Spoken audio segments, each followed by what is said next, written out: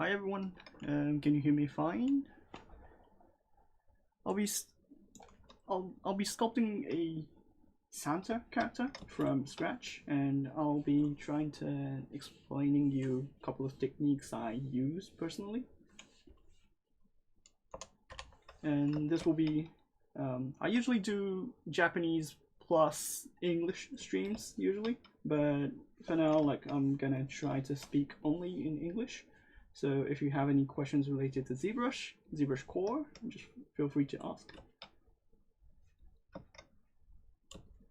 So what I'm trying to do here is, like, I'm gonna start making a face, and I'm gonna quickly make a base mesh for the body as well, and I'll be making a character in a T pose and then switching that into a posed character.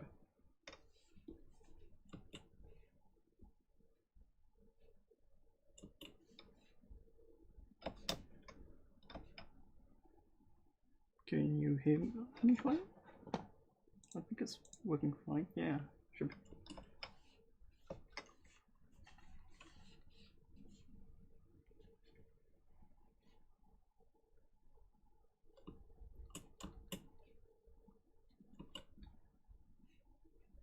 So I'm gonna get the body shape correct first, and then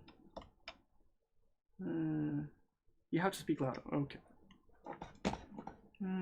I did set the mic a bit higher, but let me just adjust that.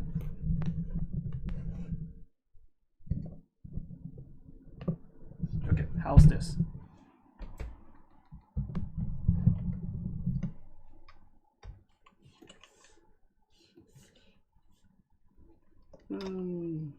Well, I'm gonna get the general shape of the character and then try to make the pose. Okay, thanks.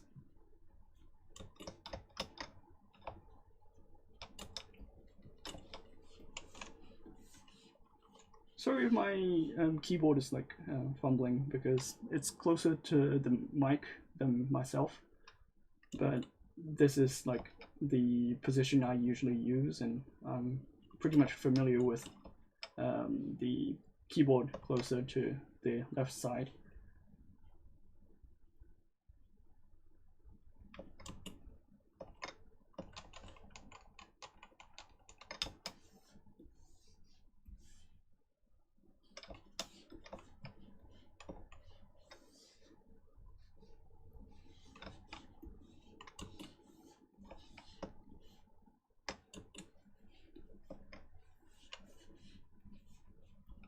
I'm just gonna change or just reuse the shape I just made, and then get the other parts of the mesh very quickly, and then try to get the general like muscles and base structures correct.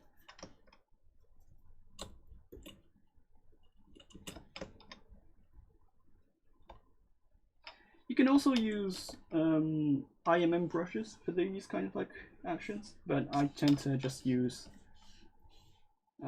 the Dynamesh feature as much as possible because it's pretty much easy and quick to do.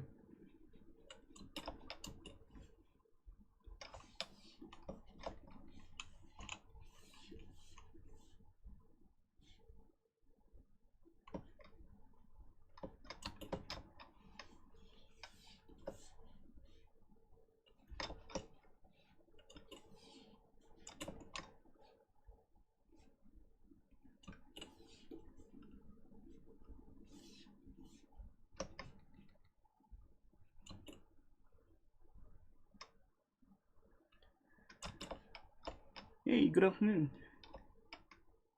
Yeah, I'm excited about sculpting. Like, I really enjoy like sculpting from scratch, and I sometimes use base meshes for like, for example, like I made some meshes I did in the past, and I use them, but that's for just quick sculpting. So if I just have like a couple of hours to make that model, I use those kind of like methods, but I tend to enjoy like doing from scratch and like making models from like just a sphere, and I usually upload them on my personal channel as well.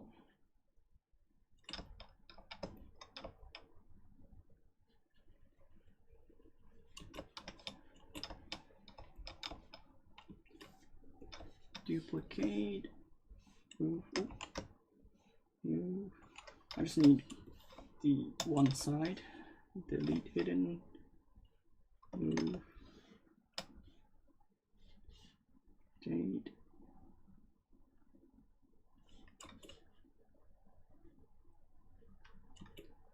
Yeah, just reusing the meshes as much as possible.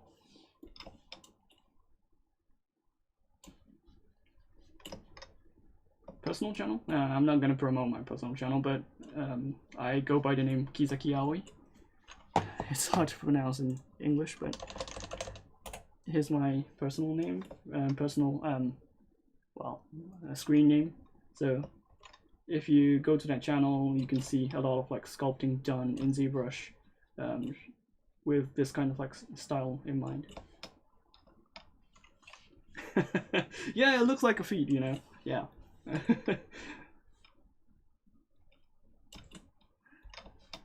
Yeah, no.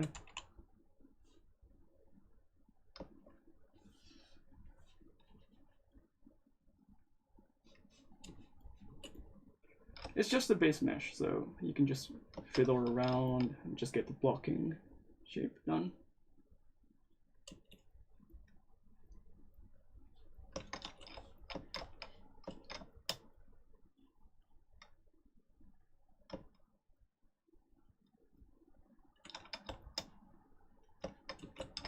Then you can just connect these with merge, merge down,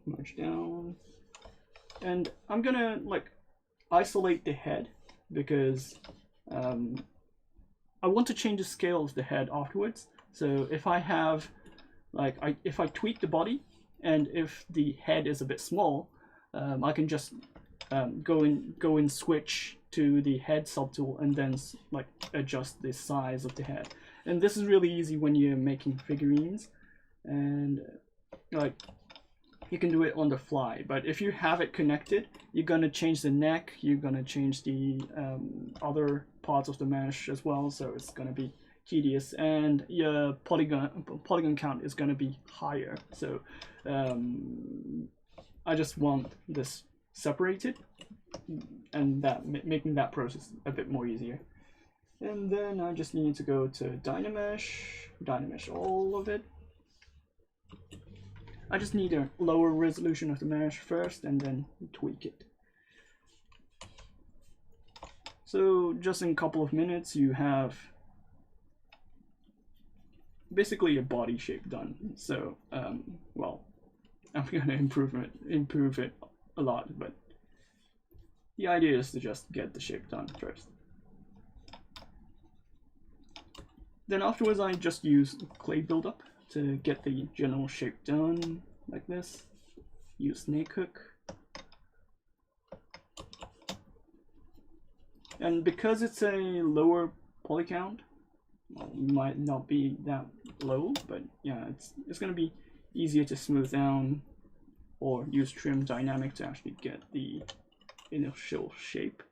And you can even assign trim dynamic to a shift key and then use shift key to use trim dynamic. My habit is like just using smooth all the time, but like I need to break my habit, so I'm trying to not use smooth that much.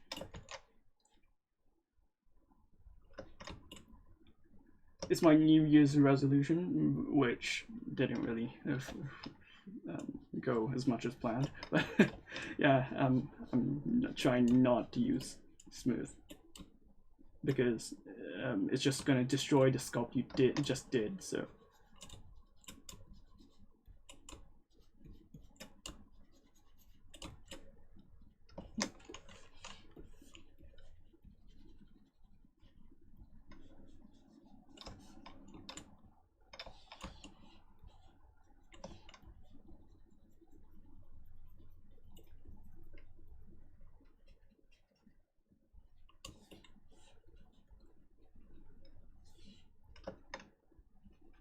also, if you're sculpting, like for me, like I always forget the back side of the mesh, so I usually just go ahead and do the back first, like putting the spine, putting the butt cheeks and then putting a bit more like bony structure applied to it first. Like, for example, if you have these kind of like models, like anatomy models, like you can buy them from Amazon, you can buy them from elsewhere, and I just painted them in shady color so I just can see the muscles a bit more better. But yeah, you can just you do whatever they want and just check the muscles, get the structure done. Okay, so a couple of questions. Let me get this UI out of the way.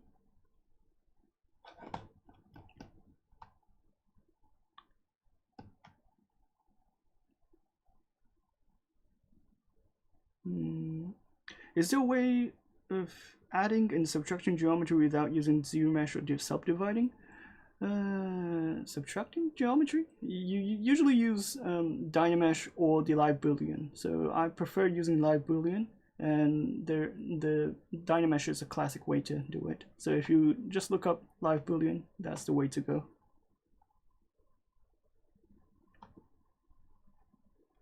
Also think parts like armors and jackets, how you Dynamesh it. Well, if you have a like thin mesh, you usually don't Dynamesh it, or put the Dynamesh resolution a bit higher so it doesn't really break the front part and the back part and welding it together. So if you don't want that to happen, like you usually go to ZBrush and then just remesh it, or use a higher resolution of the Dynamesh to maintain the thickness of the mesh.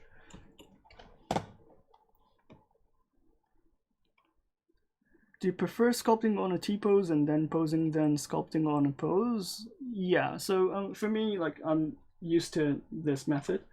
I know there's a couple of benefits of like not doing the T-pose first and then posing it afterwards, or like just posing it first, sculpting it afterwards. So I know there's a benefit to it, and yeah, I tested a couple of times that way, but for my purpose, it fit my purpose with the T-pose just fine. So I know there is like if you start from the pose, it's gonna look more natural than the T-pose way, because you don't need to actually care about symmetry that much, and like maintaining the symmetry too much is like not really good for the pose. Like usually the muscle doesn't really go symmetrical, so if you keep that in mind, then I think making the T-pose first will be quicker, and I usually prefer doing that. So in the past I posted a ZBrush central post, and I made a, okay, where did I put that link?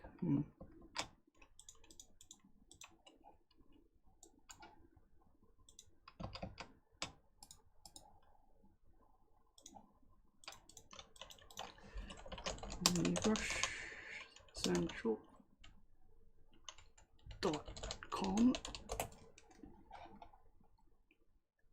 What the hell is that program? It's called ZBrush. It's a digital sculpting application. You can sculpt whatever you want with it. It's really easy to like sculpt and make models. So for example, I posted a breakdown of my models. You can see it here.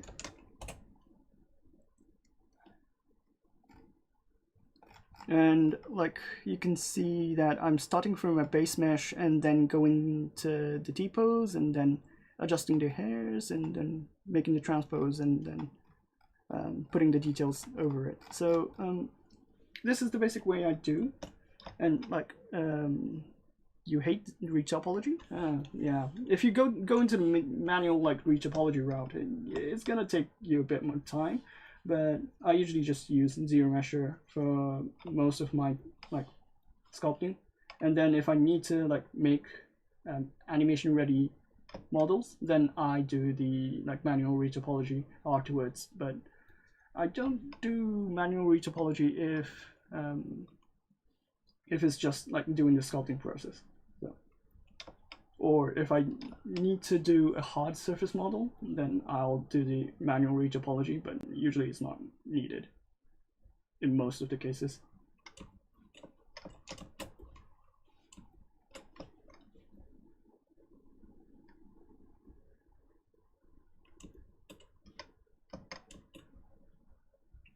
Yeah, the body looks really odd because the position is off, some part is really thick. So for now it's not a big problem, but I'm gonna like change a couple of parts to fit the character.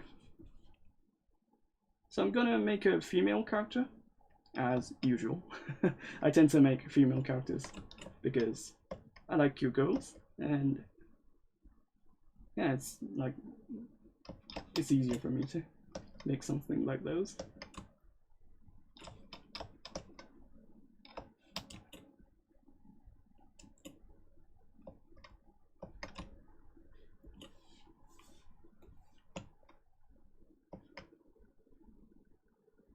So I'm gonna get the proportions first. So it's gonna be 1:1 for the leg.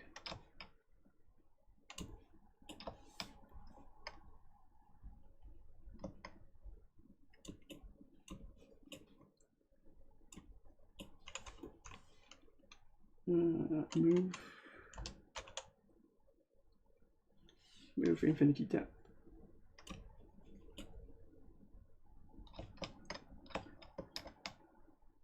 The couple of features we added in 2020, like for example, infinity depth is really easier for me to like manipulate the general shape without like destroying or like having a distorted change on the perspective. So if I just brush from the front, it's going to change back as well. So it's really easy for me to just get the silhouette to be changed. So if you haven't tried this feature, I recommend all of you to actually try it and see what happens.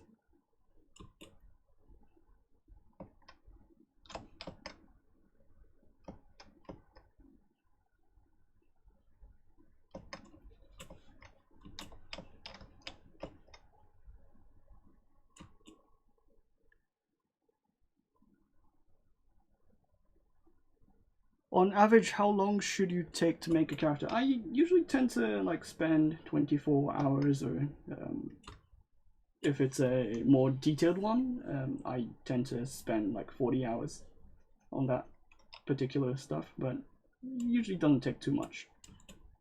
Well, my usage for these models are mainly figurines, so I don't really need them to like make normal maps or rigging and something like those. If that's the case, it's gonna take more time. So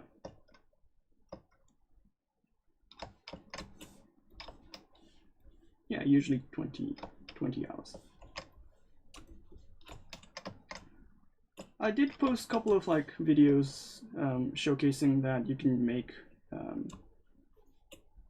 characters like just by using like 8 hours if you have a base mesh, but like I usually tend to like prefer doing it from scratch.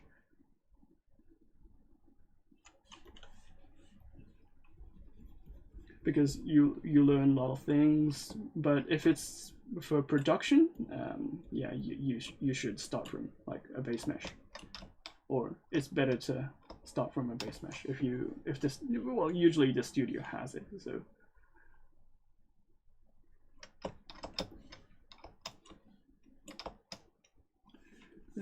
the proportion is off.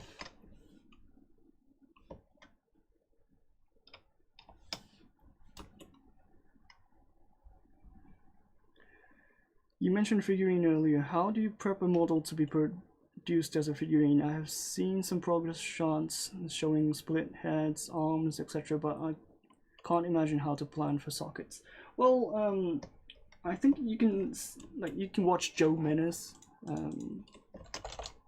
session on ZBrush Summit.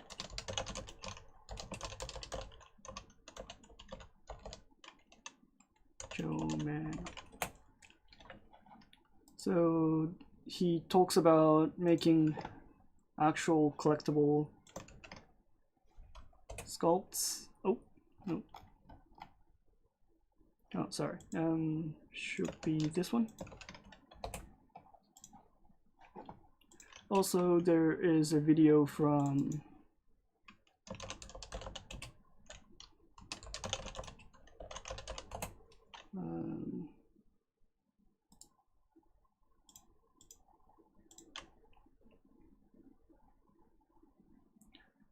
here's a video from Paul Bennett, who is working for Hasbro, and he's more he's more used to the action figurine stuff. So you can like take a look at both approaches of like making joints, making sockets.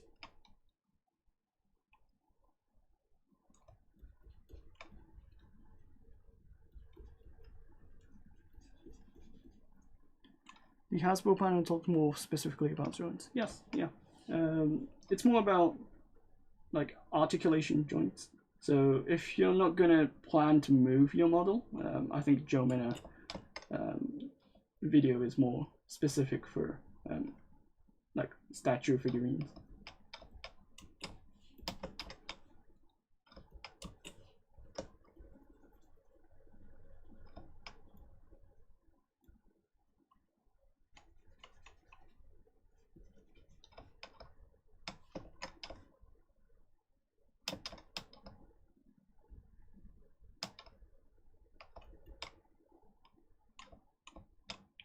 Why does it say ZBrush 2020 in the lower third? Yeah, good point. Like, I need to update the title banners. I've been using this title banner for a long time, but I forgot to update that specific one. But I'm using ZBrush 2021 1.2, which has cloth dynamics on. I'm gonna use cloth dynamics, for example, later on, but for now, like, I just need to get the base mesh first.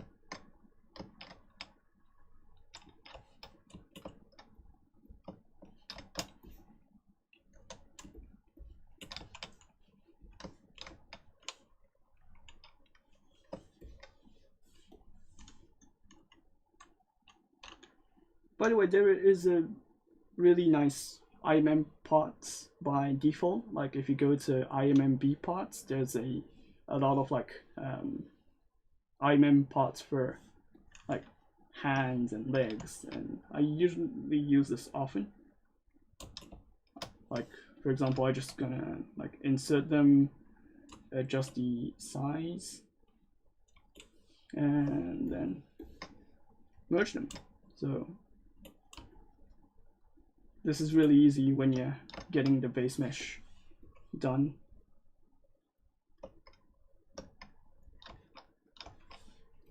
And you just need to like adjust a bit more to fit your needs.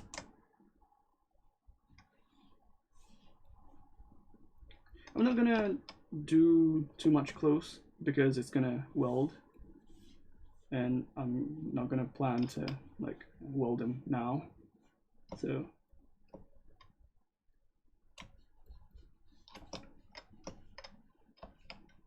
just leave it as is for now, and then I'll pose it later and do some like zero meshing.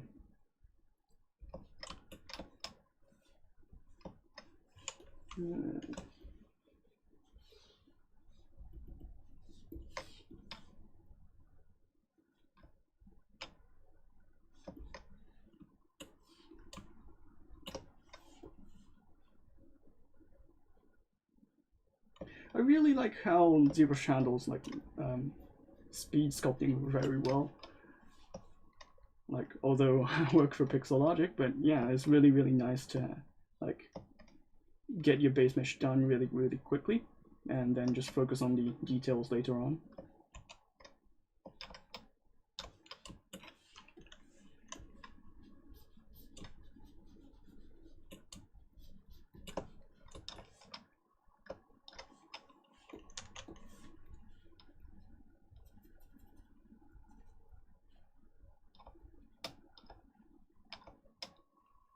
When you sculpt figurine, are there any kinds of shapes you have to avoid that won't print right? Like undercuts or something like that? Yeah, so if you have, I think we call it tapering. I'm used to like Japanese names, so maybe I'm calling it wrong, but if you have a shape that's, for example,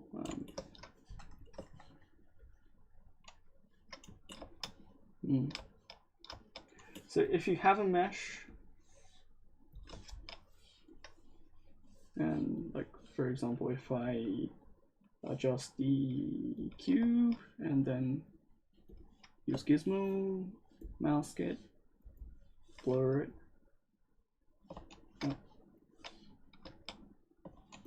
not too much, something like this. Wait, I don't need these.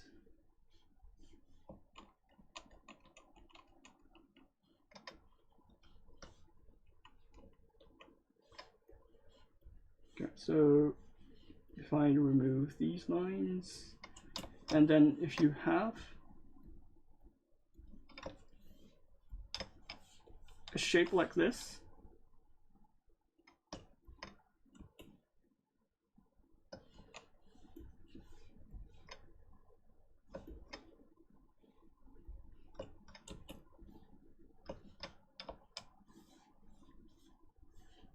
so if I apply Boolean, like this is gonna be fine. Like if you have a dent or some like mold like this, it's gonna show up fine. But if you have it the opposite way around, like this, so it's wider if you go deeper, these kind of like shapes are going to be problematic, because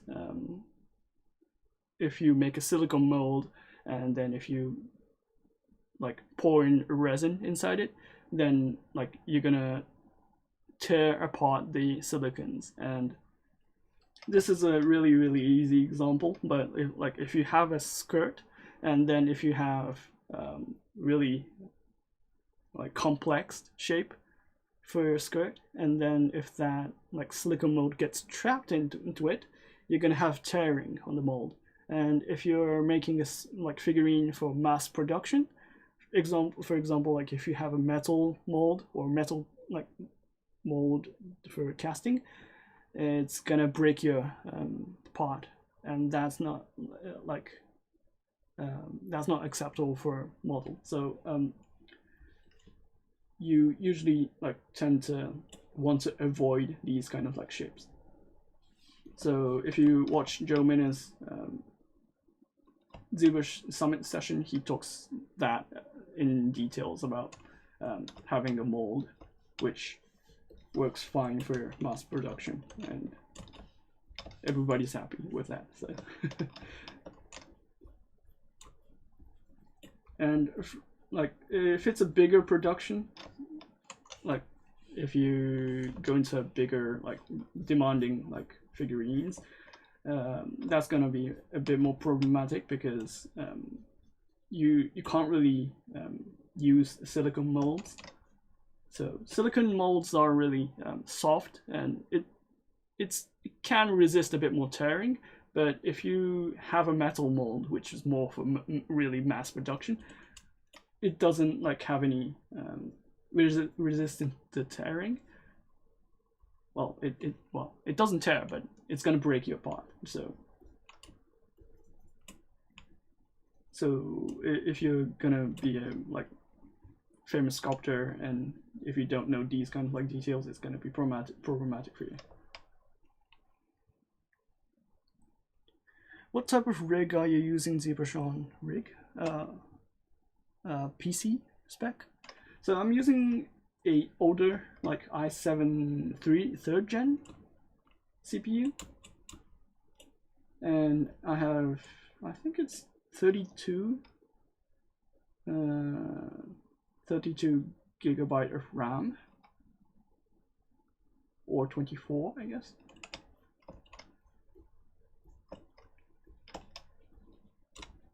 Yeah, my PC's a bit old, like I'm like thinking about buying a new one, so.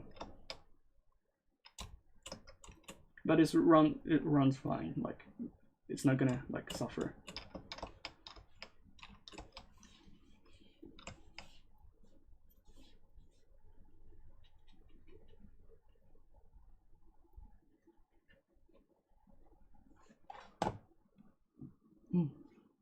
Do you use ZModeler a lot? Yeah, I use really, I use ZModeler a lot. Like for example, like I use it for hard surface stuff. I use it for ray topology, especially with the recent addition of the edge extrusions. I really use that feature a lot.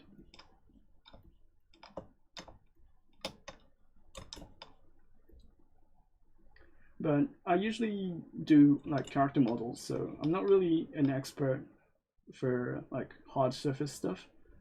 If you have any like hard surface like questions, it's better to post them to like Paul Gabriel. He's more a Gundam guy, so he makes more hard surface stuff than I do.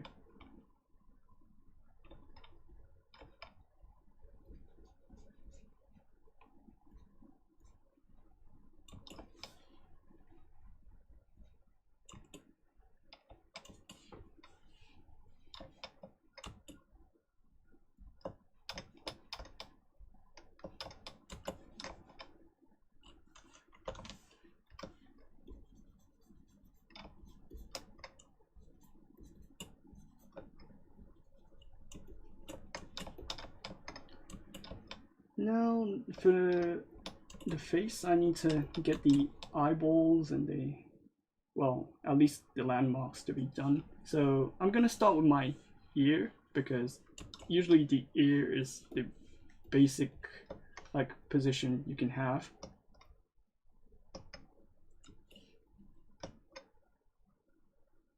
For me, like putting the ears first is really easy. So what you need to do is get the center position. Like for example, if you pull a transpose action line, you can get the center, right? Then you can use the IMMB part to get the ear, move it around,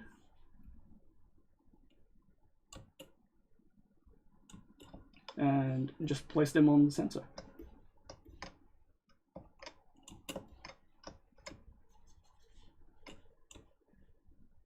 For now, it doesn't really need to be detailed, so I'm just gonna smooth it out. And done. And after I get the ears placed, I can adjust the cheek positions easily, and the jawline. So you have your cheeks and you have your jaws, and you need to get the jaws first. Well, this applies for Japanese like style figurines, but not really for I don't know for like photorealistic stuff, but you need to get the actual like jaw position correct for most of your figurines. And then afterwards you can estimate where your face or eye position is going to be, which is usually 1-to-1 position. So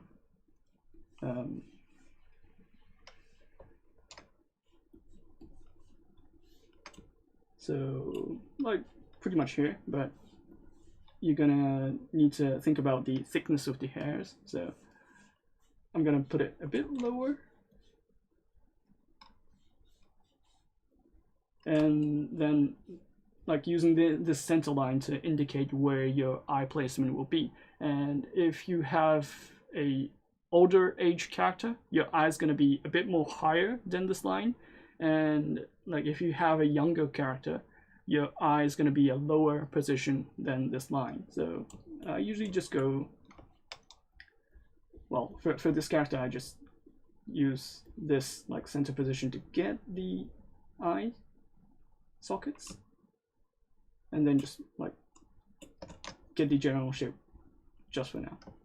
And then next I'm gonna make the nose, and this is really easy. You just need to break this apart to like 1/3. Like you have this length here, and then you just need to divide it by 3, and you get like something like this.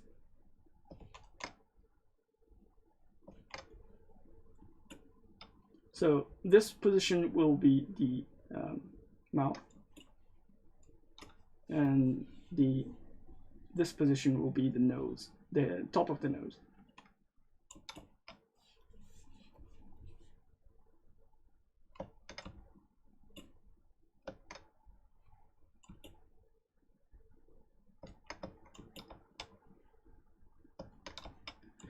And for Japanese style figurines, you really want to make the face flat, because if it's too like 3-dimensional, it's going to be a bit problematic for your like if you look from diagonal position, like it's going to be like really odd. So you want to keep this like diagonal position and then make it natural, especially the cheek parts.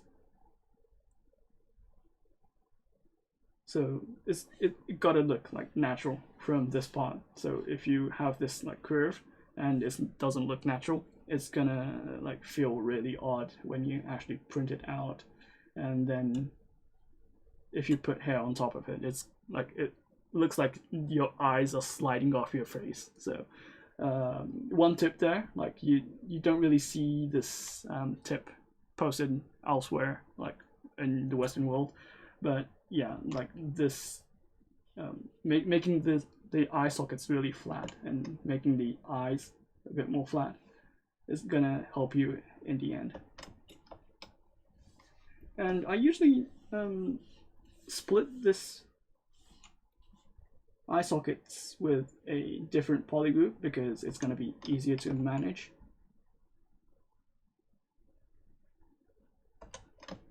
Like this. And then if I use smooth, but if you go to brush, if you go to smooth modifiers, and then you have a thing called weighted smooth mode.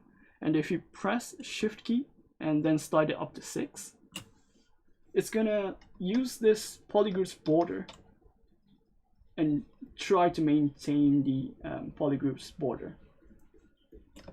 So what happens if you don't use weighted smooth mode is like you're gonna get, oh, let me just smooth it down to 0. If you just use it like this, it's not gonna like maintain the border. It's just gonna apply a smooth. So if you set it to 6, it's gonna make your polygroups round and clean. And I'm gonna use this border to control the topology later on, so I want this border to be clean like this. And next you want the eye sockets line to be straight as much as possible, like this. And then you want it flat, so I usually go ahead and apply scales to make it easier, like this.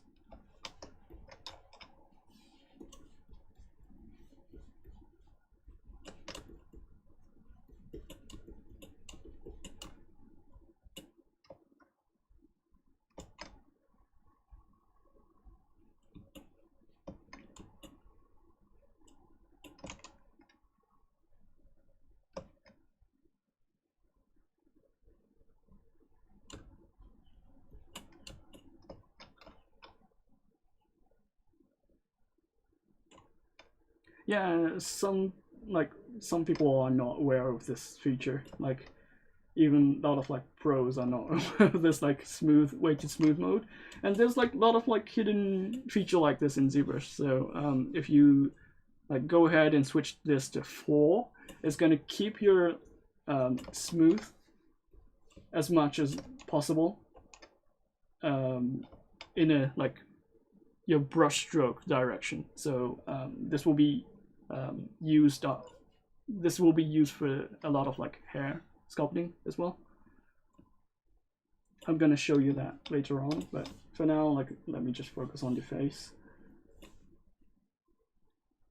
For anime characters, do you normally put a lot of details on the face, or you leave the hard work in texturing? Well, it's hard to say. Like, I don't really texture figurine models. I see a lot of like surface noises applied to Western figurines and like a lot of like Marvel hero figurines, but I don't think like a lot of like Japanese figurine artists, which is more for cute kind of ones, they don't really use like surface noises that much.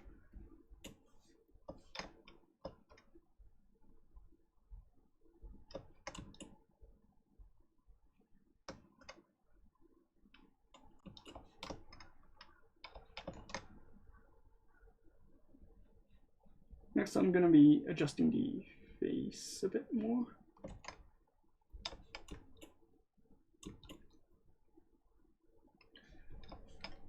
And then, like, I'm going to combine the ear and the face to be the same polygroups. And then I just need to like keep this eye sockets polygrouped separately. Maybe this will be easier to see, like this. And then I just need to use geometry, ZBrush with the keep groups option. And then I think 5K should be fine. And get the results like this. Then if I smooth it, get the mouth shape quickly. And then adjust the snake hook.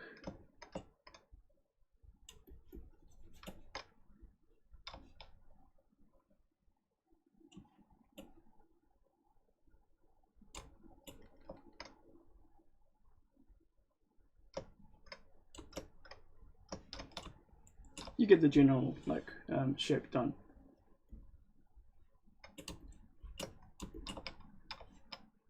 Then I'm gonna like sculpt the ear sockets a bit more, just the general shape.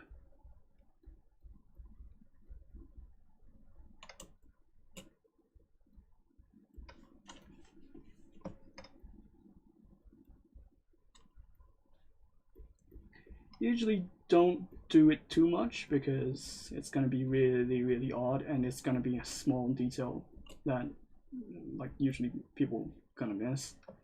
So it doesn't really need to be really detailed for this part.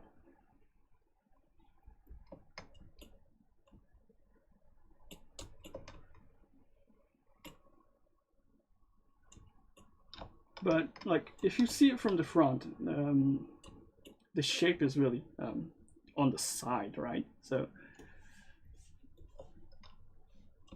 I usually go ahead and rotate this spot so it feels more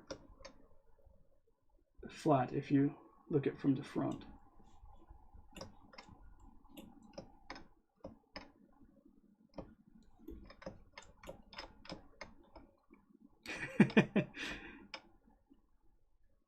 So who are some of your favorite ZBrush artists? There's a lot of like ZBrush artists I really respect.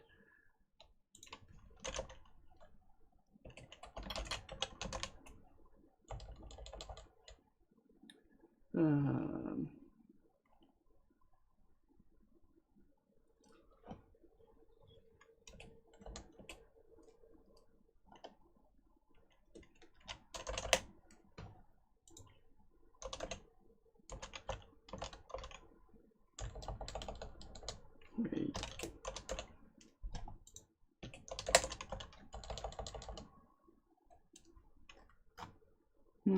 Where does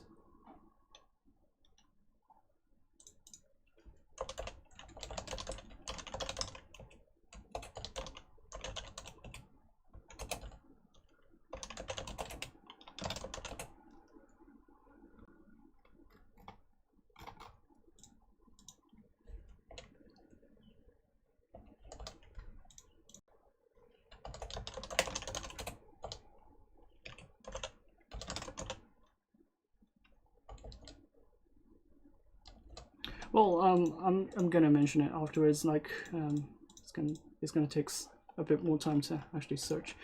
So yeah, yeah. Thanks. Enjoy the rest of the day.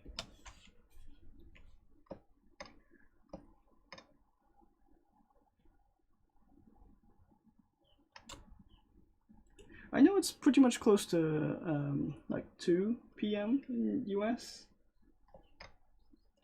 Japan is like 6 a.m. in the morning, so it feels really odd to me, like seeing people like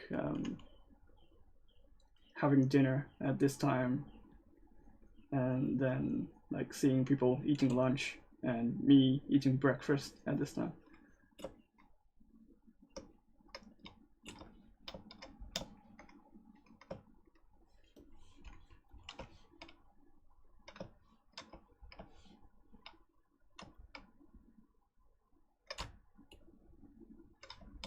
Yeah, so I'm gonna change the angle of the ears right now.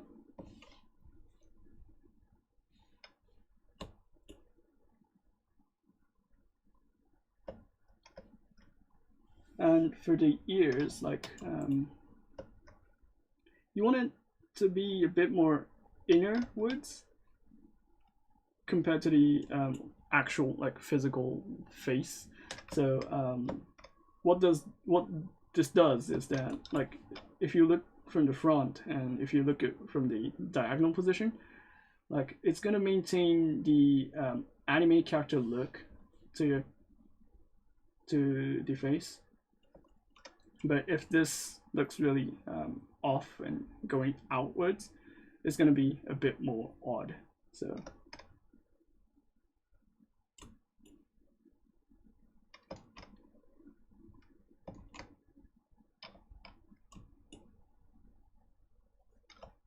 and let me show you a couple of things. Paint red. So if you see from the front, you can see this part of the mesh, right?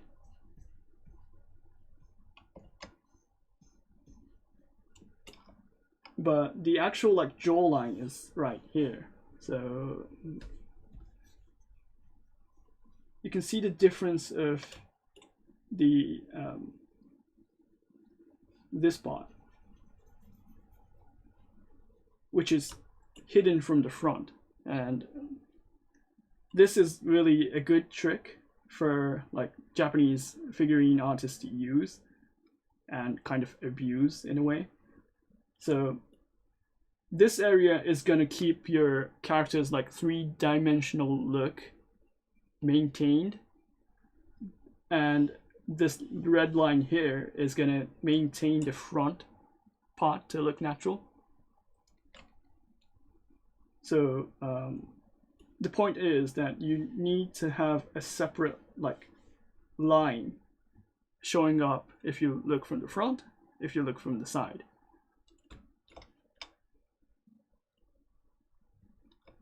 So this is a bit of a trick,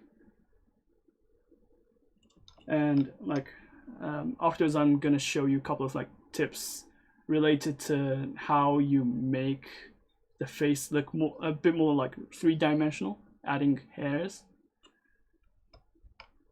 but without having too much depth on your actual face. So yeah, this part here is really important for the figurine to look like natural.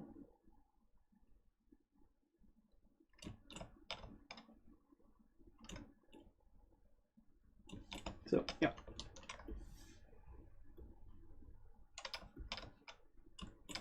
So next I'm gonna put some eyes. And usually for figurines, eyes are gonna be temporary stuff. So if you're gonna paint the character, you don't need to actually have it as a physical mesh. So usually I just have a circle like poly on the eyes, and then use ZBrush to get the position like this, and make it a bit more front facing. Then I just need to adjust the position. So using snake hook, using the snake hook to actually get the general like shape position correct. I usually recommend just using black color to get the silhouettes correct.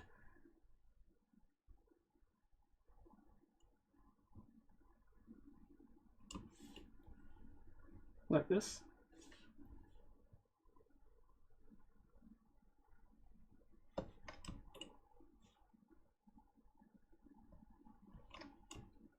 And then I just need to repeat it to the other side as well.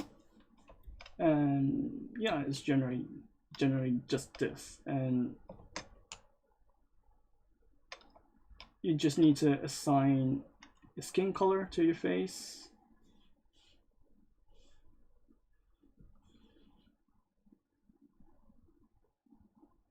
Mine is going to be this kind of color.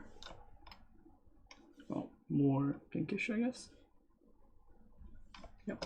And then I just need to split the poly groups, paint white on the eye sockets.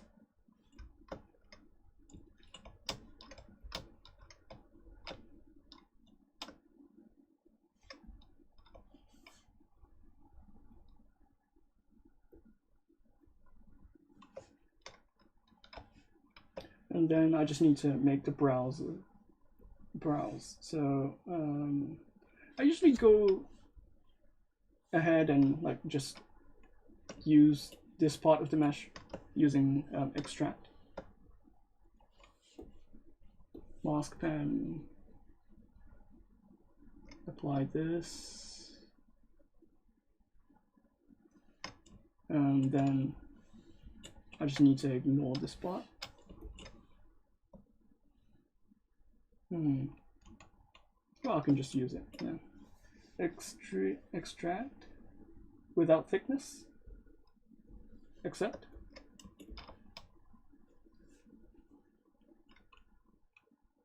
And then I just need to adjust this.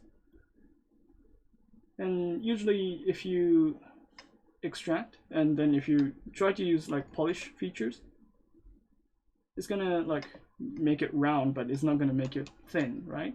So I usually go ahead and use deformations polish like this.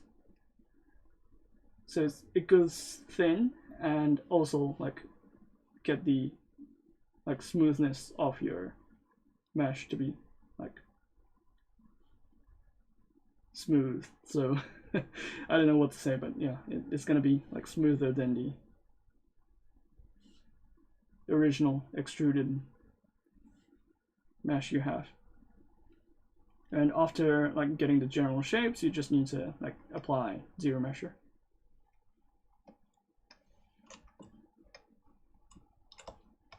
So I just need to set the poly counts a bit more lower, 0.5 I guess, then apply ZBrush.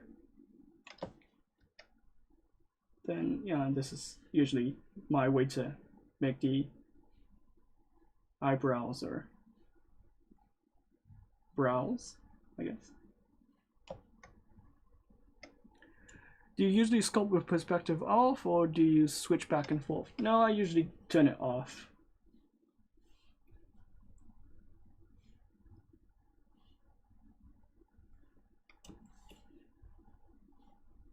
If you're going to make a figurine and then if you rely too much on perspective, if you print it out, it's going to look different compared to the like the figurine you just sculpted versus the 3D like printed stuff you just got. And yeah, it's not gonna like feel natural. So I usually just tend to like turn the perspective off and sculpt from there.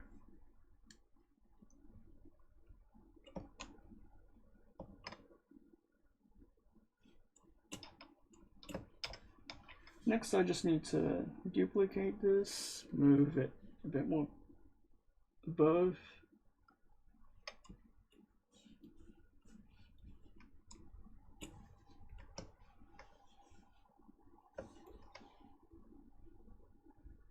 Adjust a bit. Maybe using ZBrush, I guess.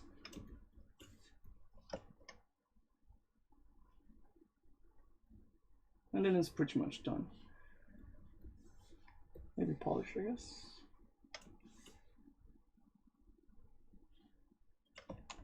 A bit too thin.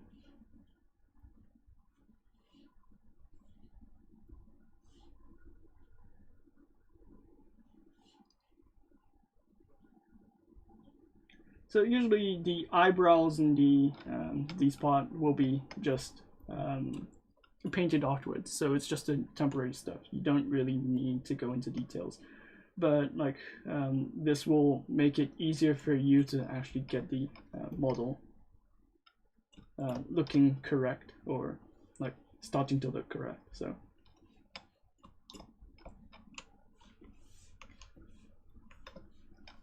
it is needed, but it's not really needed.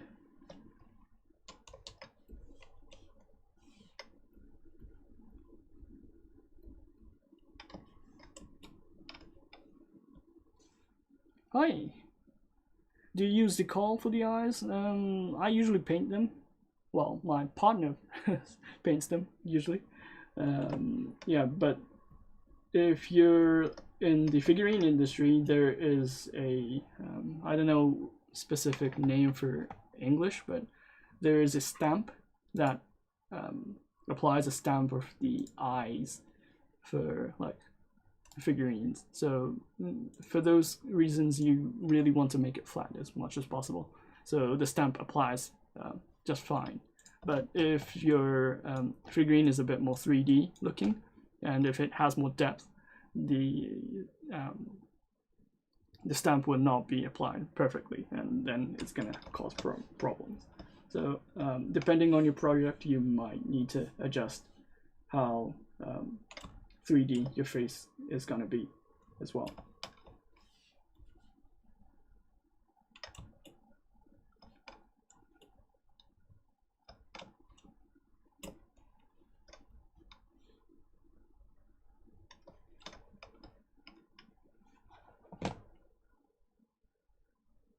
Do these usually get uploaded to their channels afterwards? I missed the first hour. Yes, it's going to be uploaded on YouTube. So if you go to Pixologic YouTube, ZBrush at Pixologic, you can see the archives of every single like live stream we had. Well, most of them.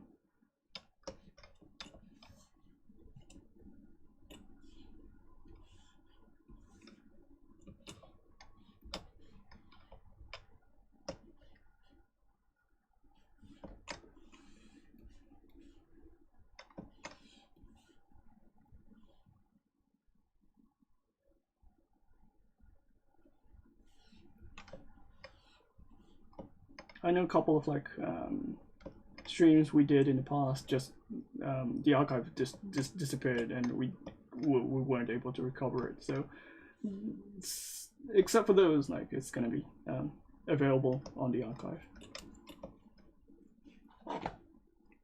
Oh yeah, eyelashes, yes.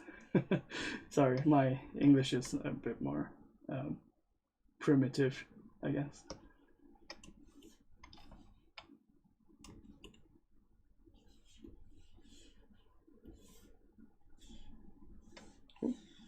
Oh yeah, no colors applied, so yeah, should be fine.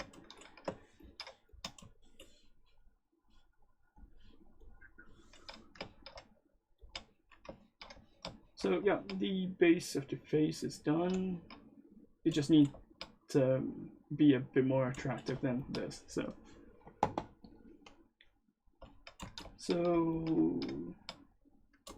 let me just go ahead and just make a Santa hat, I guess.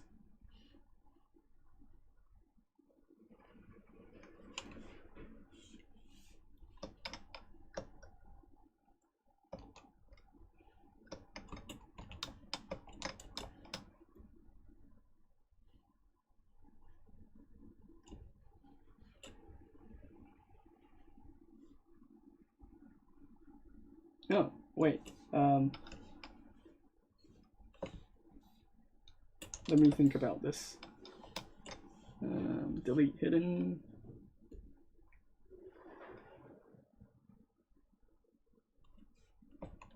Oh wait, I don't need to do delete hidden. Just having a lower poly count mesh. 0.5, yes.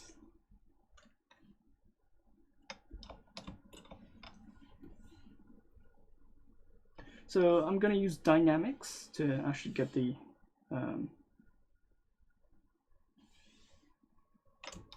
shape of the hat. So let me try transpose cloth. Oh, collision volume first. And then masking this portion because I don't need them to fall down now.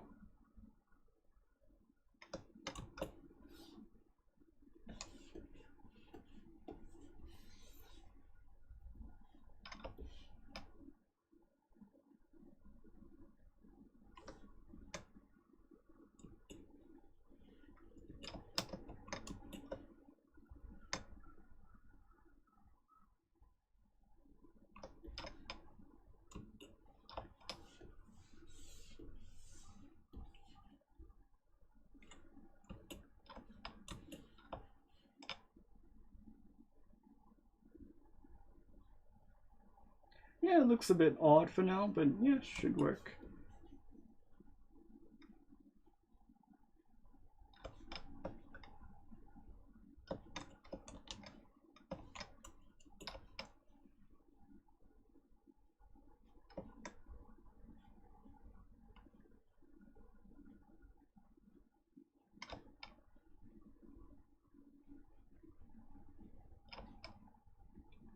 It doesn't look cute yet, but I'm gonna try, so. The eyes are stamps. Does it require touching up afterwards? I have figurines in front of me and color looks too clean to be... Oh yeah, it's a stamp, like,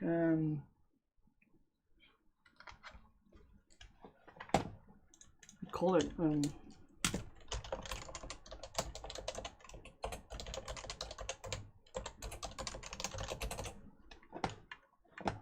we call it pad printing. So if you look at pad printing figurines,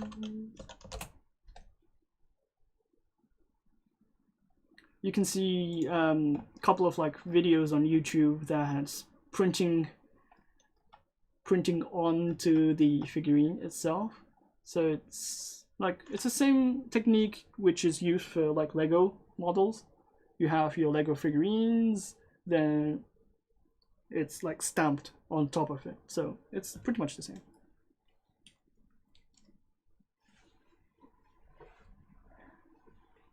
Oh, hi Thomas. There's a video from Good Smile Company showing somewhere about the new factory in Japan, which, oh yeah.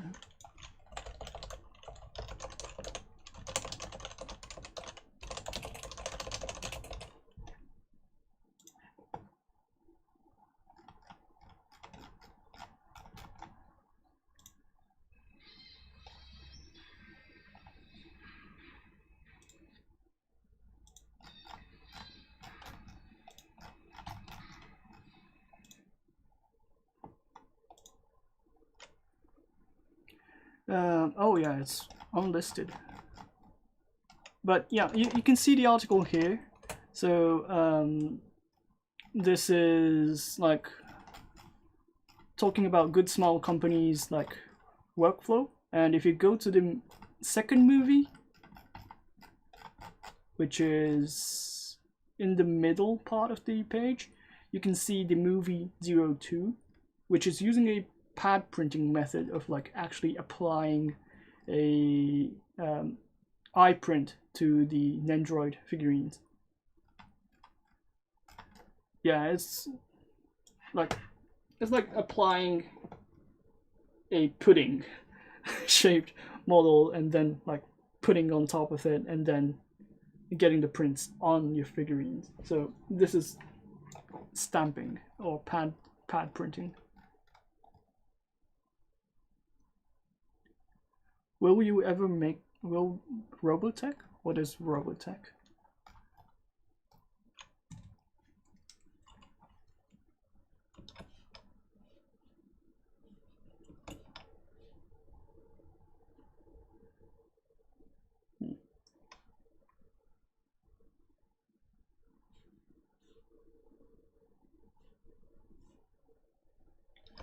Well, I'm gonna continue with the hat.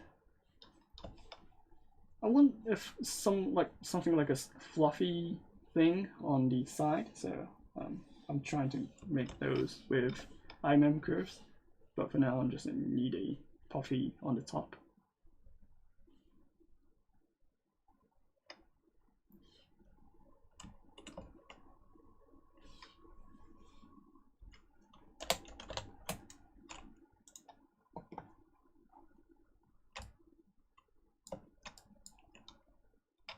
I should be fine with this. And then making a red hat.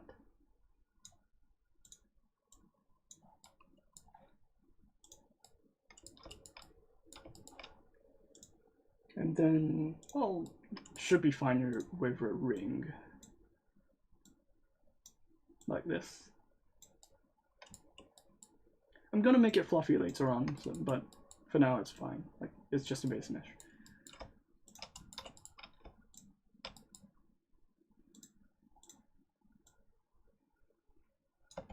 Oh, by the way, you can inflate and deflate using control and then scale.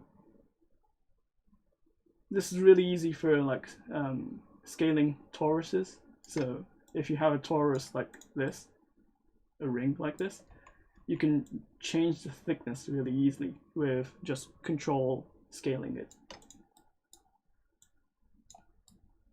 And then also if you switch to transpose cloth and then apply like control, oh, you don't need collision right now. And then if you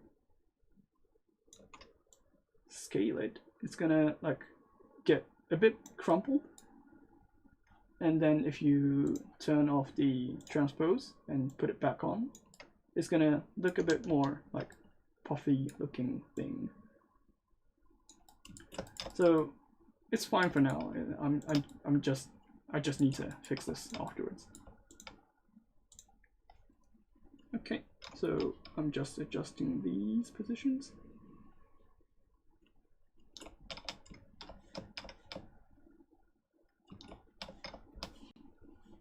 I need to put a bit of a smile on her face.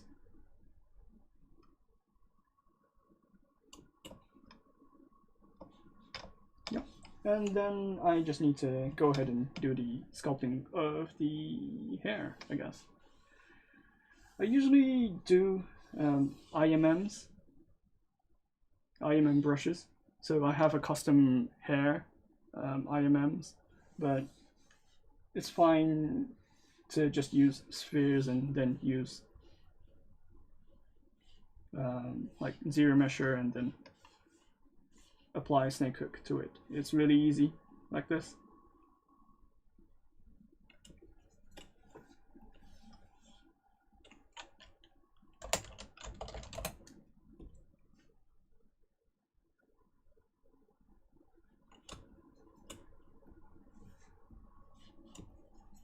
And especially this time, the character is going to be a short hair character. It's not going to be a long one. So if I'm going to make a long hair type character, I tend to use the IMM curves, but should be fine with just like simple spheres, and then duplicating it and changing the position.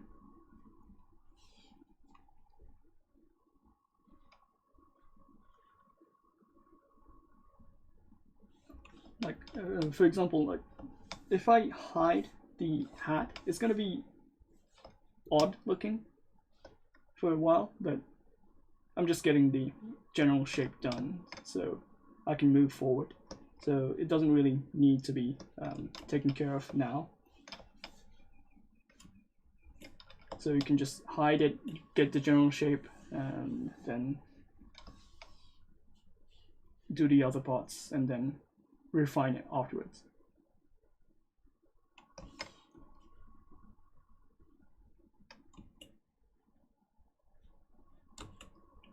Usually I tend to just get the center position, the sides first, and then fill out the details later on. And you can also use backface masking. So if you go to brush, auto masking, and then if you select backface masking, you can adjust the thickness of the hairs really quickly, like this. So if you turn off the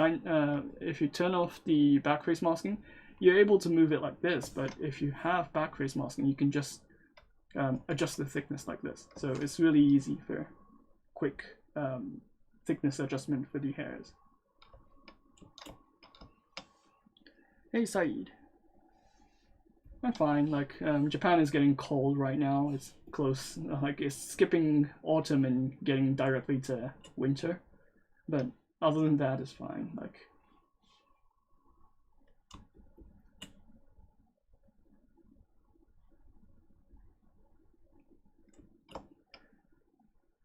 hey Desky, do you have a Twitch channel as well? Well, I do, but I'm not really active on Twitch, so I'll try to do this English stream per 2 weeks. So the next one will be 2 weeks after, and I do Japanese streams on ZBrush Live in the middle. So 1 week later will be for Japanese audiences, and then 1 week after that will be for English audiences. So yeah, I tend to get a request from like Western audiences that I need to speak English, and then I get like a request from Japanese audience saying that I need to speak in Japanese. So I need to fill both shoes right now. So I'm trying my best.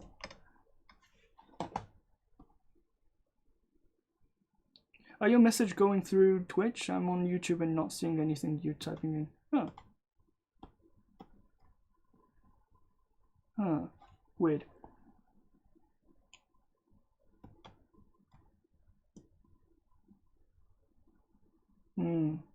Maybe the restream IO is like restricting the comments. I'll take a look afterwards, but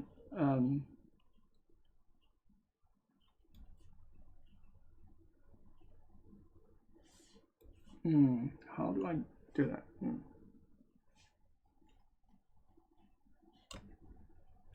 It used to just like send the message right through to YouTube as well, but somehow the change is preventing me to send directly the message to YouTube.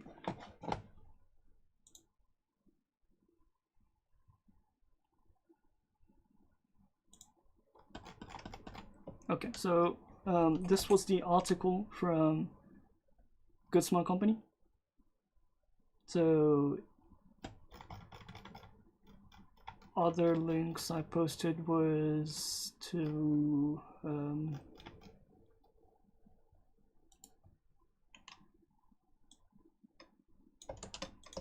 this one will be the post I did on ZBrush Central, so you can take a look what I made in the past. There's also a IMM brush in that link, so if you can, like, if you want to like download my hair brushes I use generally for like these kind of like sculpts, you can use them as well, so have a look.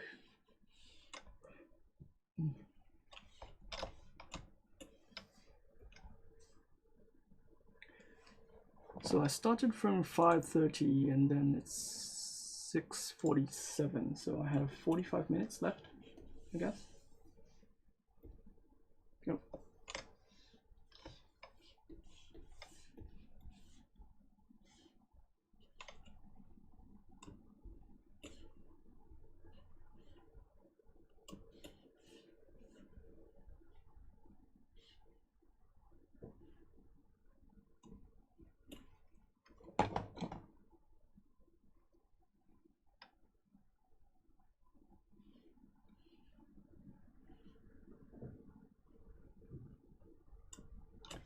Yeah, I try to do weekly streaming, and 1 week will be Japanese only, and 1 week will be English only. So, yeah, I'll try to do my best for like doing both.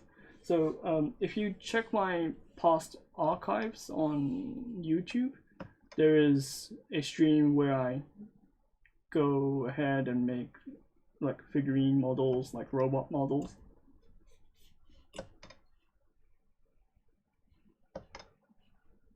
But explained in Japanese, so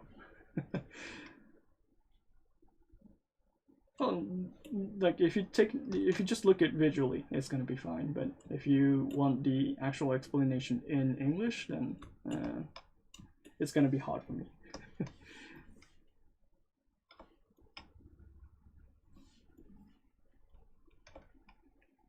No problem.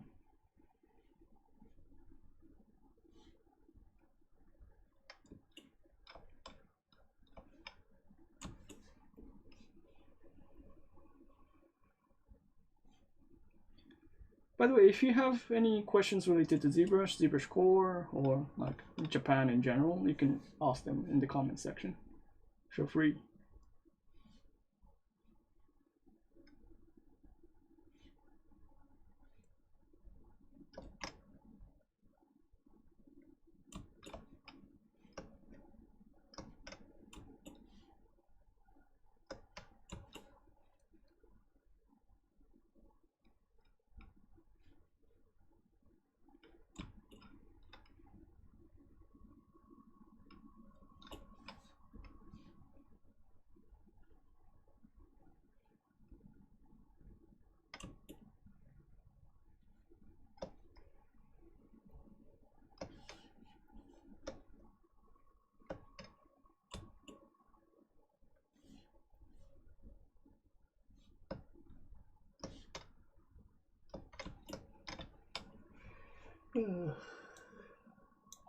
So I'm gonna make a specific folder for the hairs, and then I'm gonna assign all the hairs to this specific folder.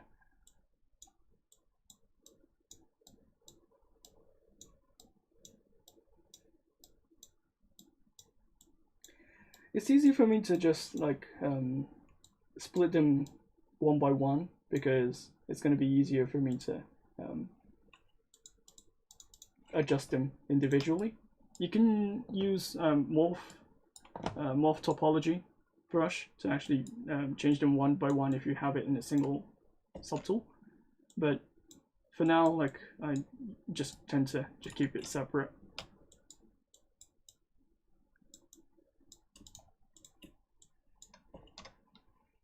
By Robotech, I mean Macross. Not sure you're familiar with that anime. I'm familiar with that, but it's not kind of my style, I guess.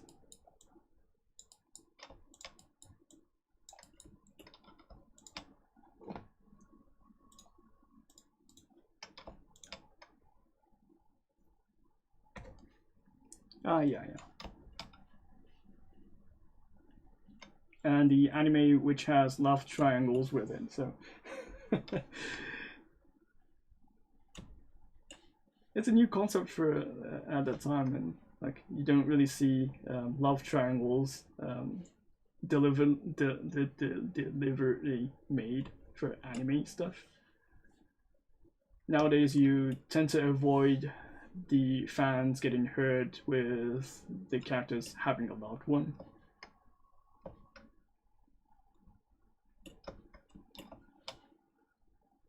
I don't know why, but I think it's more the fanboys like getting upset with coupling issues.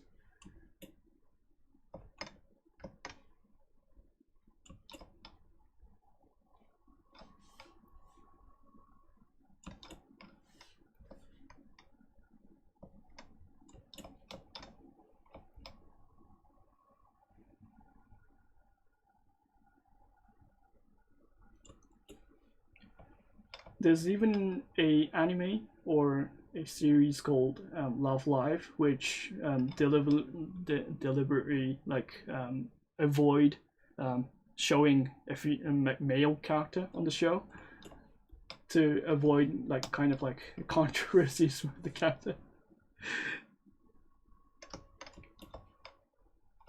And I'm surprised, like it's fun, just like doing fine, like. It's interesting. Like, there's no like male characters ever showing up on like on the show.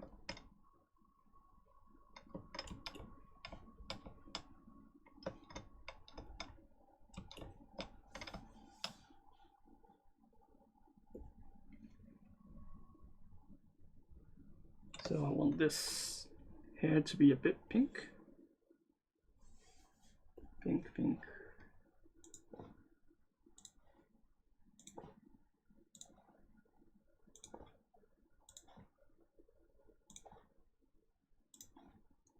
You can use the subtool master to actually fill this color as well, or assign a shortcut to fill object, or make this mesh a single mesh and then apply it once.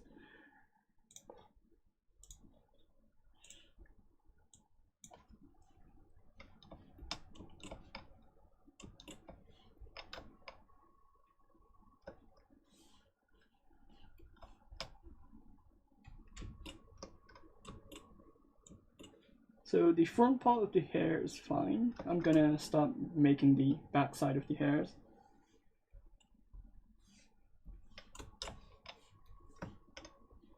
Like the same way I did, but usually I just need to like have a big sphere, just trim the off part.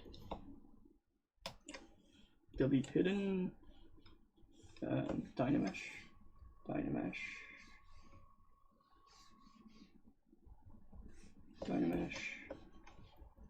Smooth it out,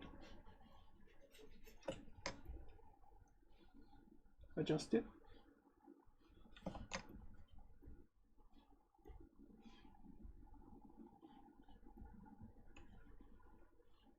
I'm not gonna make the back hair details for now, but just need a temporary shape.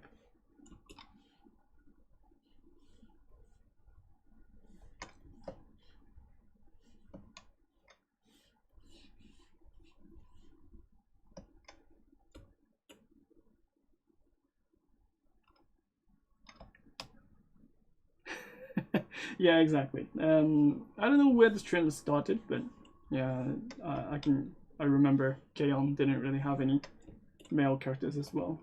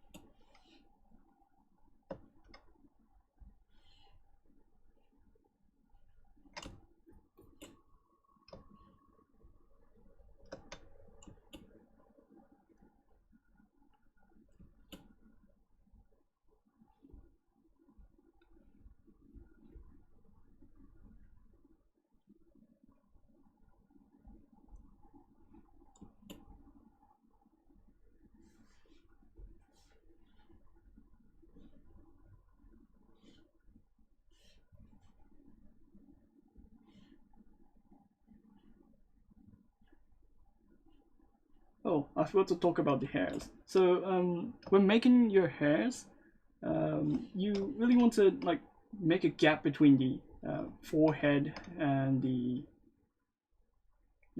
hairs itself, because this gap is gonna make the character's like face look a bit more like 3D looking. And like if you look from the diagonal position, this like shade will be like really significant if you have like a sharper like edge as well. Like for example, like this. And then if you have a bit more shade on top of it, it's gonna look separate, like separate sides to the hairs. So it looks more it looks like you have more details on the hair itself. But if you make it too like sharp, it's gonna look odd. So this kind of like subtle like manipulation of the sides on, if you look at it from the front, it's not gonna look so much significant, but if you look from the diagonal position, it's going to look a bit more different. So this kind of like subtle changes or subtle manipulation on the shapes are really important for you to have a different look on your Japanese like looking figurine. And I see a lot of like Western artists trying to like replicate this kind of stuff, but it looks really Western, so I don't know what they are doing, but it looks really odd for a Japanese eye. If they are like, Japanese people are really familiar with their stuff, and like if they try to like be replicated from the outside who doesn't really know those kind of techniques, it really looks odd. And it's the same for like Japanese artists trying to make photorealistic stuff. It doesn't like look correct because of their like way of like anatomy or understanding of the anatomy is like done, and it's a bit different from the Western side.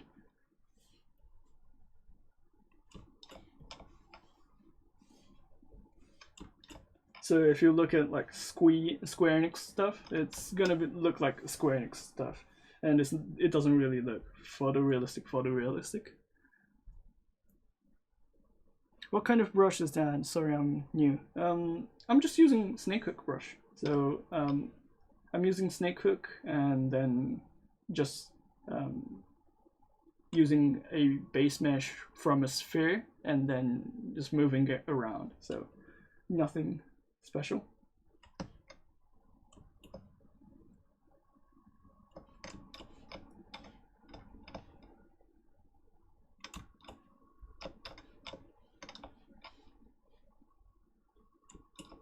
So I've done the base mesh, then I just need to apply a ZBrush to get the general shape done.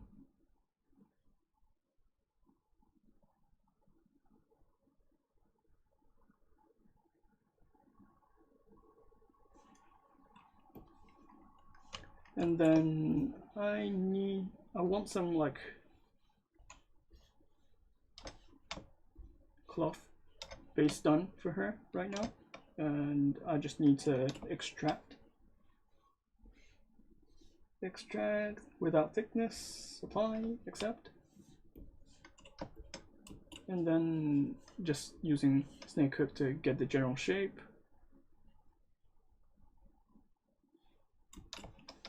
I think I just need to inflate it a bit. Inflate. And then, where did I put the designs?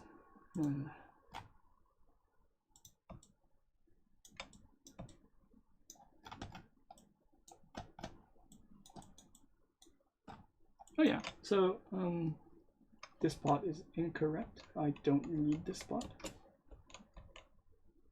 Oh, I can just delete it. So I'm just gonna delete this part here. Delete, polish by feature, remesh it. Maybe I'm gonna delete this part as well. Delete, delete, polish by feature, fine.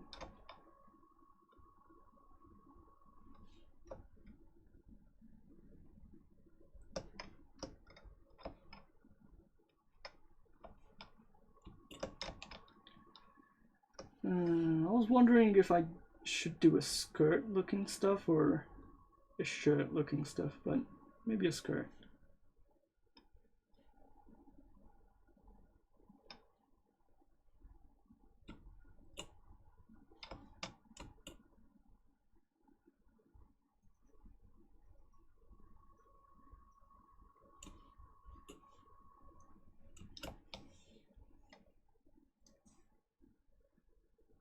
Is there somewhere where we can see more of your models? I posted on ZBrush Central, so if you go to ZBrush Central, if you look at my ID, you can find more stuff there.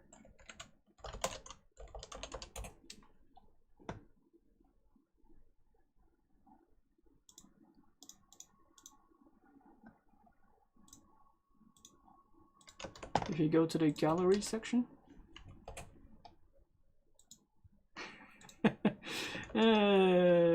no, I'm not gonna do that for the stream, yes. Well, I know what it is, so, yeah.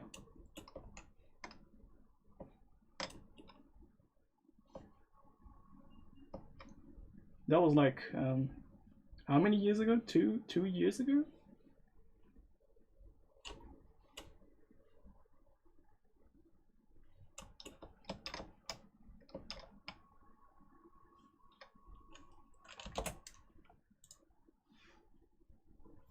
I just need a simple cloth like this. Just get the general shape, and let me think about this. I need to use the Z modeler, and I just need to apply the alt temporary polygroups and extrude like this. Same again, like this.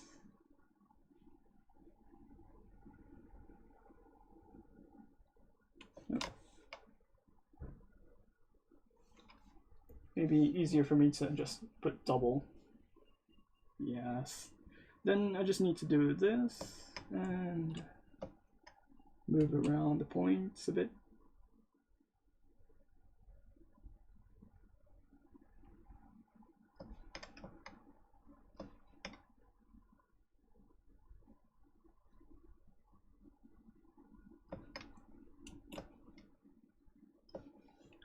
Maybe put some edges so it doesn't really break.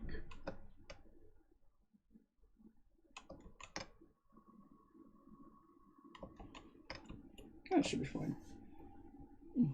Then I just need to apply dynamic, 0 smooth thickness a bit. 0.05. Oh. 0.05. And then boom.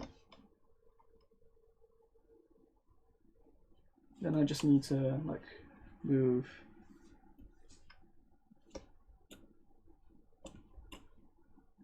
this part of the mesh. I just need to separate this poly group.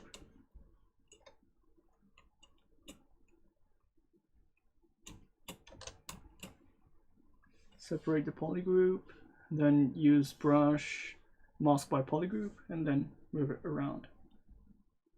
So I just need to like move the color part of the mesh.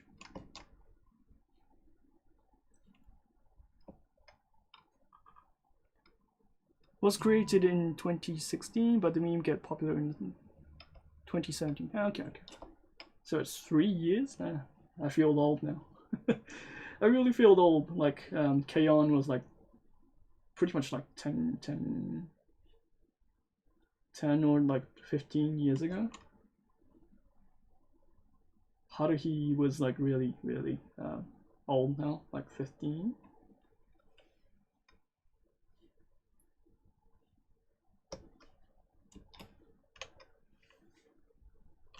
.02, I guess. Ah, it's fine. Like this. So after I get the general shapes, I just need to use the dynamics. I just need to adjust the simulation iterations to like 400. Put gravity, collision volume.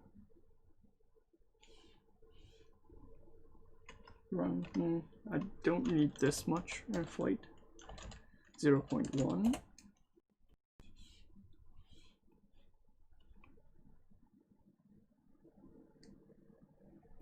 Yeah, so a bit more resolution, I guess.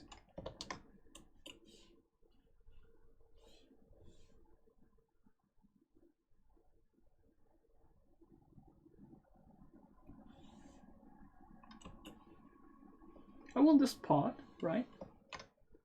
Then like you can store the current position of from the morph targets. Press store morph targets. Then you can apply run simulation. And I don't want this color part to be like really bendy like this.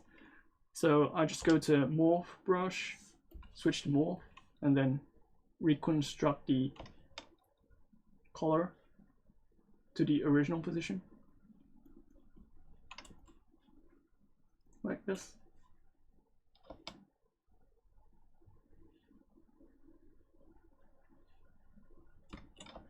Well, maybe not too drastic like this, but you can apply like morph to get the shape done, and smooth to adjust the shapes.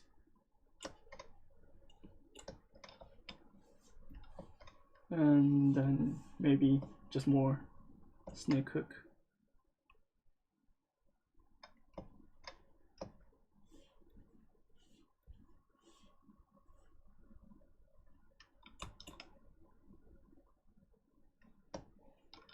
So something like this.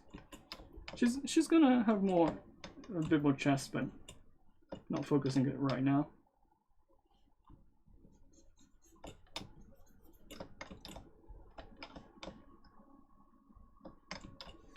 I just need a bit more fluffy thing on the end of the cloth.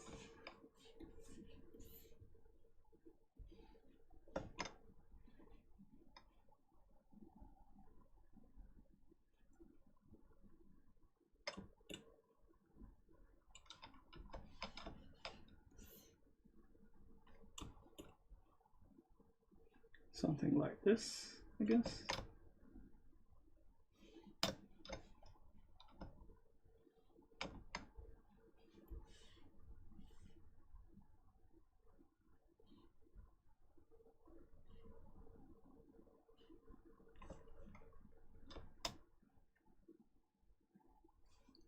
just joined. Daisuke-sama, what's your procedure for anime style hair on ZBrush? No cheats, just tips.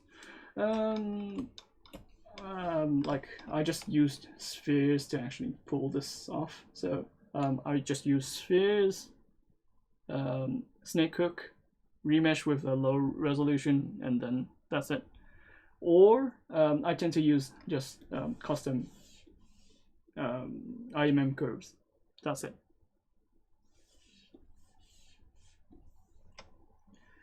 If you press Alt plus Morph, will it reduce the deformation? Let me think. No, not planar. Morph.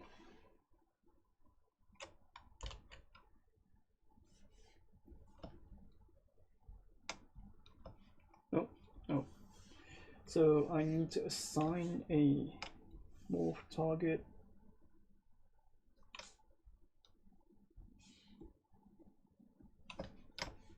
Delete morph target first. Then store morph target. Run simulation. Yeah, Alt key is gonna like intensify the direction it went. So it's the same as like this slider in the opposite direction.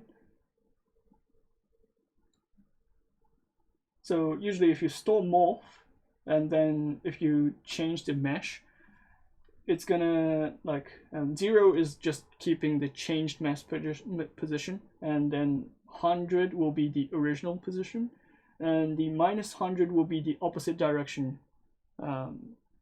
from that information. So yeah, so it's gonna if you use Alt key, it's gonna enhance the direction which the mesh went.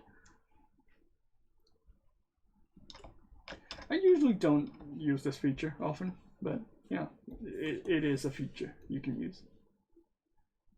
It is handy for like stuff for like mesh details if you have some like armor parts, and then if you want to sculpt on top of it, then yeah, then that's an option you can use.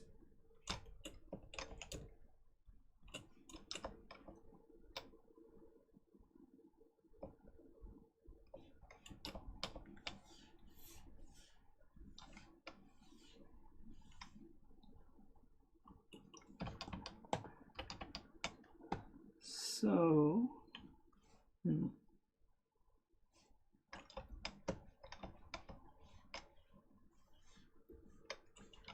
so for now, this doesn't really look attractive too much. I'm gonna make some like a bit more dressed looking parts so it looks more attractive.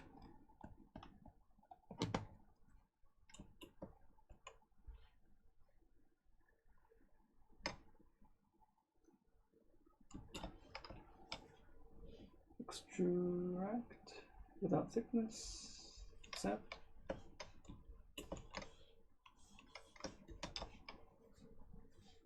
Smooth.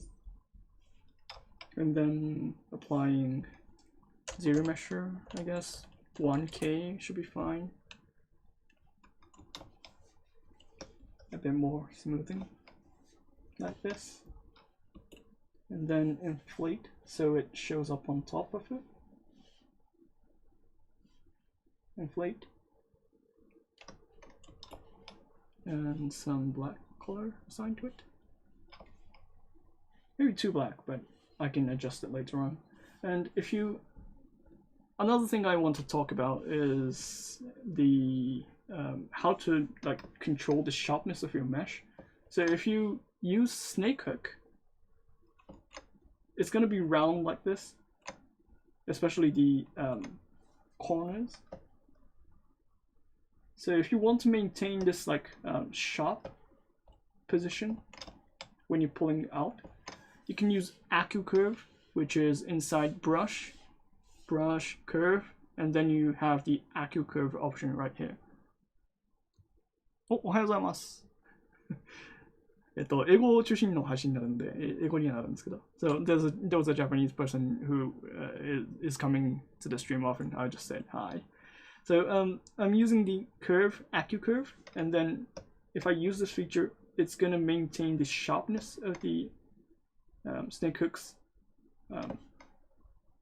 like pull. So it's really easy to get this like kind of like sharp shape from it. This is the same for like if you're editing your hairs, and then if you have a shape like this, you can pull really sharp shapes using AccuCurve. And this is really handy for like making sharp robot hard surface models, dress, or editing like low poly mesh. But like the weak part of like AccuCurve is like adjusting these kind of like shapes. So if you want a smooth transition between these shapes, so you have a point here, and then if you want to like change it, it's going to be sharp, like it's shifting sharply. So if you want this transition to be smooth as possible, then you turn off the AccuCurve. So this is when you turn off and turn on the AccuCurve. Again, with the hair, much appreciated on the device. Can you give me tips if I was planning on using it for animation with a rig and everything? Just keep a clean topology.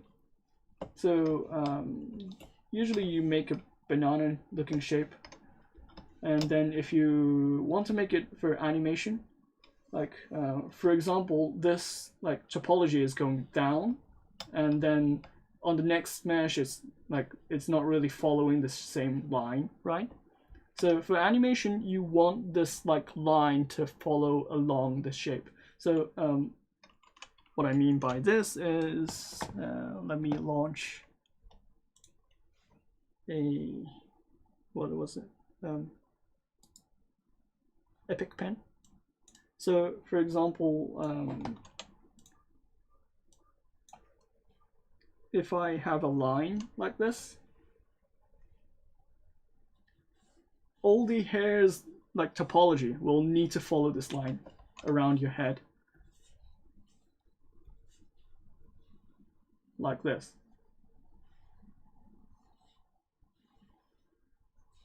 like this.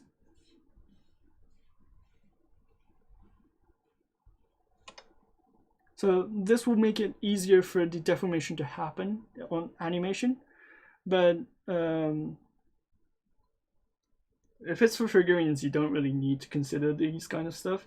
But if it's for animation, you really want this line to follow along all the top, like all the hairs related to this character. So it's the same if you have some kind of like hair like this, you need to follow this kind of like general like line as well. So this will make it easier for the deformation to happen. What is that software? This one? It's called Epic Pen. Yeah, so Comic Legends posted the name. So it's called Epic Pen. It's used for like mainly for presentation stuff. Ignore. Yeah. So it's really handy for like drawing, explaining stuff. If you can change the like color as well. It goes well with ZBrush, so it's handy for presentation purposes, like for like live presentation or like live streaming. So if I want to like draw temporarily a like smile like this, you can do it, and then you can show it on screen explaining stuff, and you can also like trash all these lines and then just focus on sculpting. So. And you can also like draw a line like this, like for example your face, and then like switch it to like the normal operation, and then it maintains the line. So if you have a reference like this, and if you want like the character's eye to like fit this kind of like shape, you can use it as a temporary like drawing tool on screen. So you don't need to like open up a screenshot feature and then go to Photoshop, edit them or something like that. It's kind of handy for me. I paid for the upgrade and I'm really satisfied with the features. I'm not gonna be a salesman for this application, but yeah, it's handy.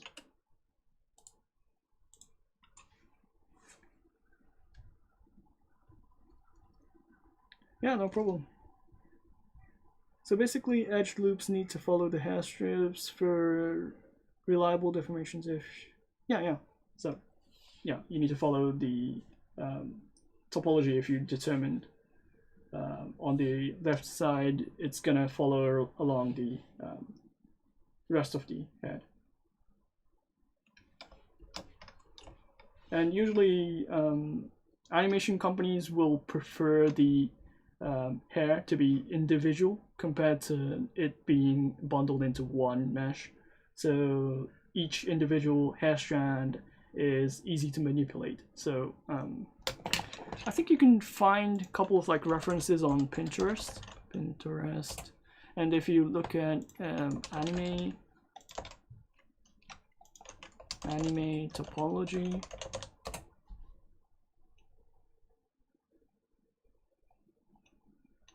yeah, if you search the term anime topology, there's a lot of like references showing this kind of like topology line.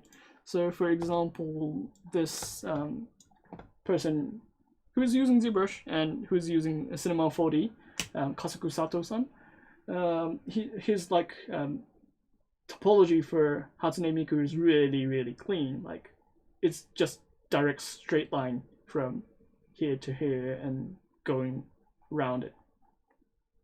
So if you want the animation mesh, you need to like consider these kind of stuff in mind. And for example, this was a character from the anime. And oh no, it was in game. So it's the same. Like it's gonna be straight lines.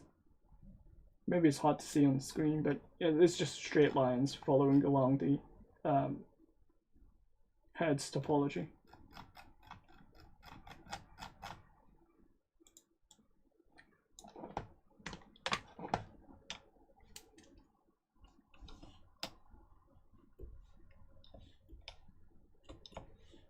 But like I'm just focusing on sculpting right now, so it doesn't apply here. So should be fine. So I just need to use the AccuCurve to get the general shape of the dress done. Oh, it's close to my end of my time.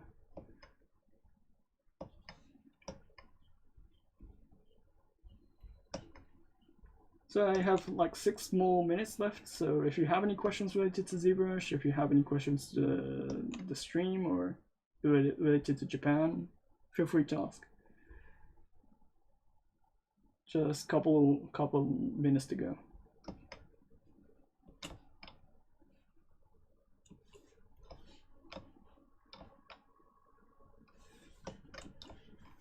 One of the features I love in the new version of ZBrush is the dynamic thickness option, because it's gonna make it really easy for me to like change thickness on the fly, and then see the result, and then do other like making strings and stuff.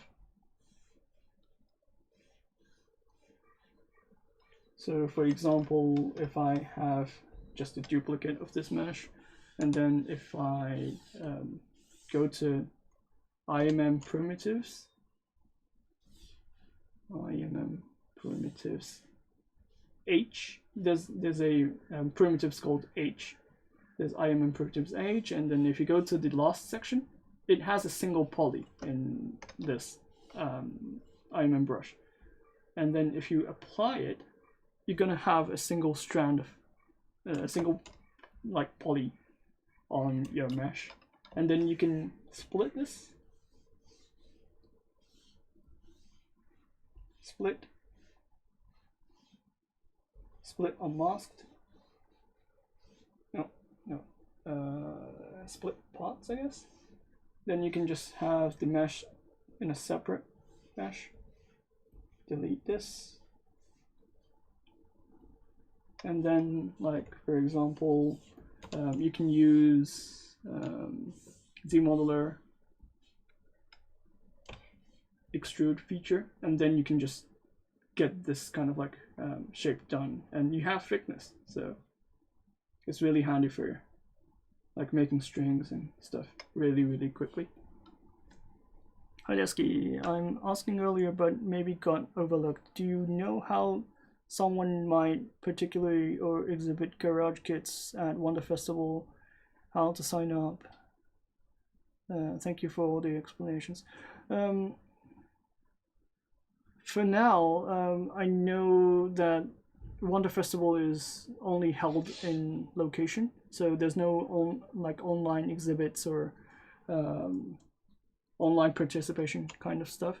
But if you want to take a look at what kind of like garage kit there was on that particular event, you can go to a couple of like sites where there's reports from people who participated on the event.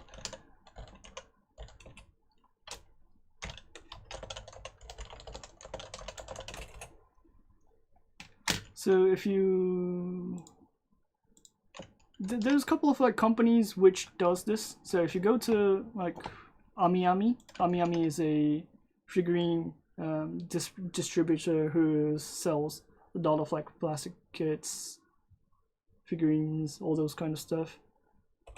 And then if you go to these sites, you can take a look at a lot of like figurines, and like you can see what kind of like stuff they wear.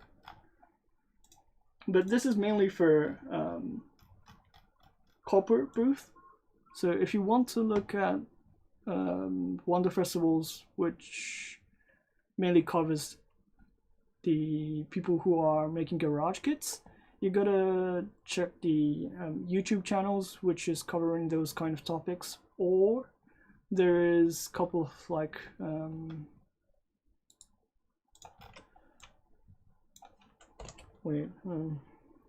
Gigazine, I guess. Gigazine.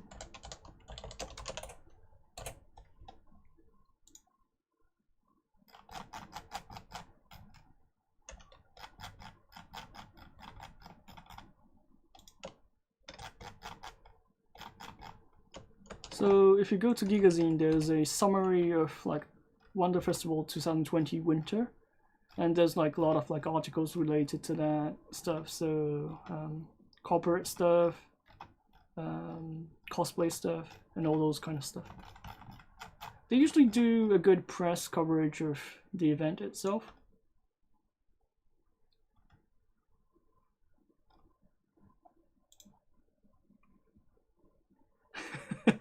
Yeah, AmiAmi, if you go to AmiAmi, there's like a lot of figurines you can buy, and like I usually just spend a ton of my money and my wallet goes away after getting out of that website. Any tips for learning and improving your anatomy? How do you usually approach doing anatomy for your models? There's a book called Anatomy for Sculptors. This is a Japanese version of that book. It's really like totally covers most of the topic of anatomy related stuff specifically for sculpting. So I really recommend this book.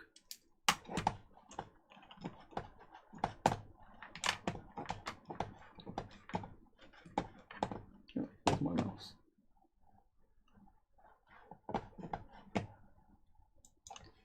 Anatomy for sculptors. Yeah, I really recommend this book. Like, hands down, it's a really like easy to understand book. It's really visual, explains a lot of things, and yeah, it's using ZBrush as well to make this kind of like books. Yeah, it's good. I need to do a trip in Japan in some way. It will cost me less than what. Yeah. The shipping cost will be really high compared to just buying it on the Akihabara storefront.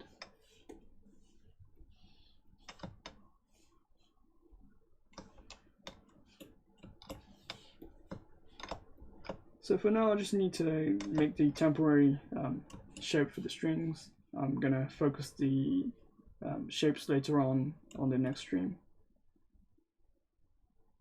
Just getting the general shape and the placement done.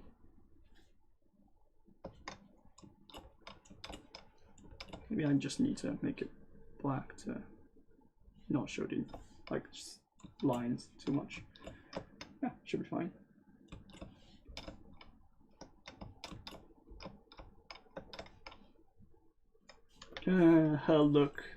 Her legs are like so much off. Like I really want to fix it, but I'm over 2 minutes. I'll fix it next time. So it's end of my stream. So if you have any questions, just post it now. I can jump in and just answer some of them. But yeah. Hello, do you recommend any online courses to learn ZBrush for beginners? You can just take a look on the Pixologic official beginners YouTube channel, beginners tutorials made by Solomon Blair.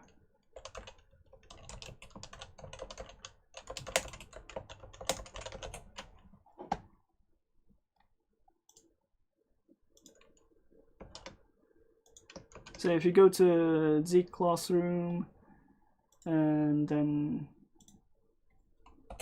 just check the beginner section, you can see the like the tutorials for beginners.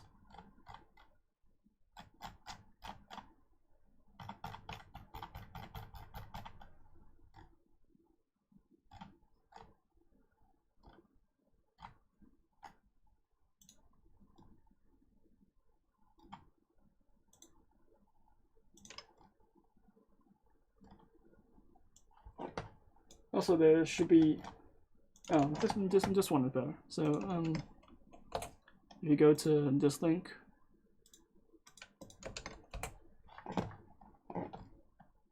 it's making a creature model from scratch, and you learn the basic tools inside ZBrush, like Dynamesh and stuff,